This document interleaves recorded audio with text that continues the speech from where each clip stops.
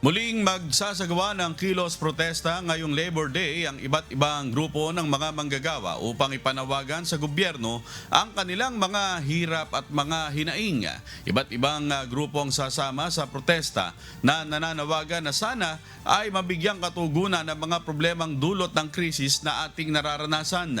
Ayon kay Kamanggagawa Party List Representative Eli San Pedro, hindi importante para sa mga manggagawa kung ano o sino ang kanilang sinusuportahan sa politika, kundi mas mahalagaan nila ang mga programang magbibigay solusyon sa kanilang mga problema. Keso kayo ay maka Duterte, maka BBM, Pinklawan o Dilawan, lahat tayo ay mga manggagawa na pare-parehas ang hirap na dinaranas.